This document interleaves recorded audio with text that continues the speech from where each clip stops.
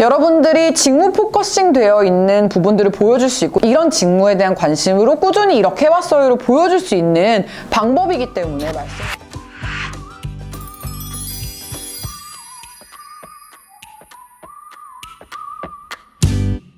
안녕하세요. 여러분들이 궁금해하실 만한 부분들에 대한 답변을 가지고 왔습니다.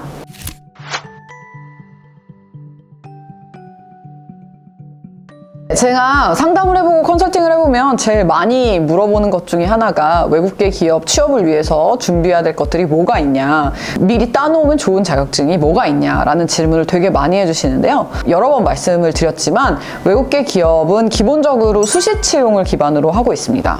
공석이 날 때 채용을 한다, 혹은 기업에 수요가 생길 때 그 특정한 부분을 채용을 한다의 의미라고 이해해 주시면 될 것 같고요. 수시 채용을 하는 기업들의 특성은 뭐냐면 직무에 대한 수행 능력을 검증한다가 특징적이라는 거를 여러분들이 아셔야 될 것 같습니다. 그래서 제가 항상 말씀드리죠. 직무에 대한 전문성, 직무에 대한 일관성을 어필해야 여러분들이 채용이 될 수 있다. 지금은 대기업들도 굉장히 많은 회사들이 수시 채용을 하고 있기 때문에 어필 포인트가 외국계 기업이라고 해서 국내 기업이랑 엄청 다르다라고 볼 수 없고요.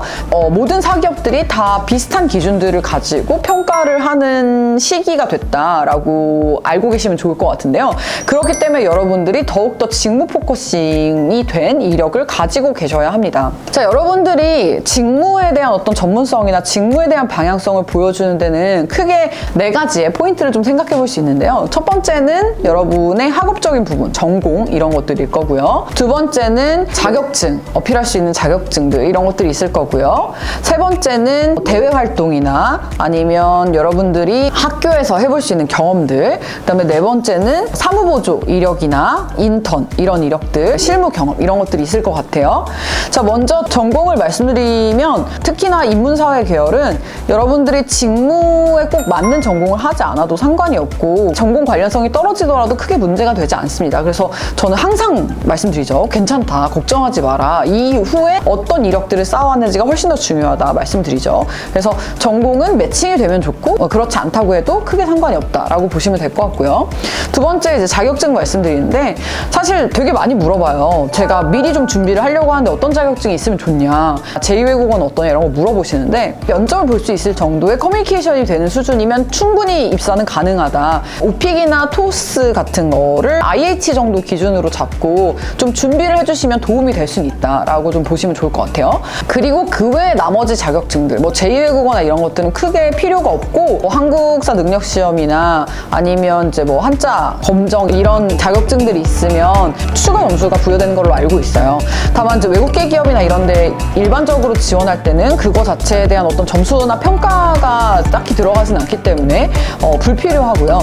나머지 자격증들은 사실은 직무가 정해져야 그 자격증들을 취득하는 게 의미가 있어요. 그래서 여러분이 인사를 할지 아니면 마케팅을 할지 아니면 회계를 할지에 따라서 필요한 자격증이 다 다릅니다. 예를 들어서 회계 쪽을 한다고 하면 TAT, FAT 자격증들이 있을 수 있고요. ERP 정보관리사 회계 쪽이 있고요. 전산회계나 전산세무 같은 자격증들이 있기 때문에 이런 자격증들을 취득을 해주시는 게 좀 좋기는 해요. 왜냐면 회계는 사실은 직무에 대한 지식이 전혀 없이 업무를 아예 할 수가 없는 직무이기 때문에 또 나는 회계 쪽의 전공도 아니고 뭐 관련 과목도 수강해 본 적 없는데 회계 쪽에 입사할 거예요 라고 할 수가 없어요.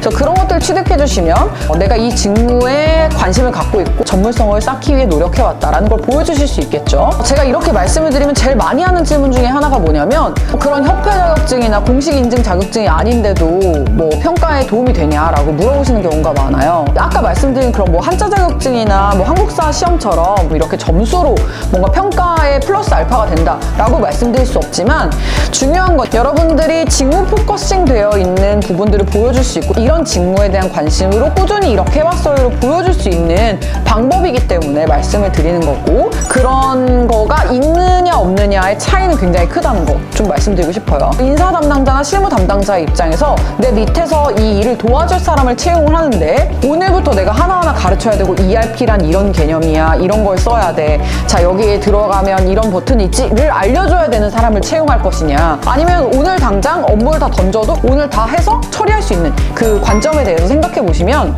바로 이해가 되실 것 같아요. 세 번째는 여러분들이 학교에서 대외 활동을 하는 거거나 아니면 학교에서 연결해주는 인턴 경험을 해본다거나 아니면 뭐 해외 취업 같은 거를 연계해서 하는 경우가 있는데 이제 그런 것들을 해보시면서 조금 내가 업무에 대한 경험들을 해보시는 게 좋아요. 여기서의 근데 포인트는 직무적으로 연결되는 것들을 가져갔을 때 훨씬 더 도움이 많이 된다를 알고 계시면 좋을 것 같고요. 사업을 차리는 이력이 도움이 되나요? 물어보시는 분들도 계신데 사업 차리는 이력보다 프리랜서 아르바이트 이력들을 채워주시는 게 훨씬 더 도움이 많이 됩니다. 그래서 이런 것들을 전체적으로 여러분들이 경험을 해보셨으면 처음부터 끝까지 이력서 자기소개서를 썼을 때 어떤 직무적인 매칭도나 직무적인 관심사를 굉장히 구체적으로 보여줄 수 있겠죠. 그래서 외국계 글로벌 기업을 지원하기 위해선 이런 것들이 선행이 되어야 되고 이런 부분들이 어필이 되어야 한다를 알고 계시면 도움이 될 것 같습니다. 그래서 뭐 제가 외국계 기업을 가려고 하는데 어떤 자격증이 있으면 도움이 되나요?에 대한 질문보다 내가 이런 직무를 하려고 하는데 어떤 경험들이 도움이 되나요?가 훨씬 더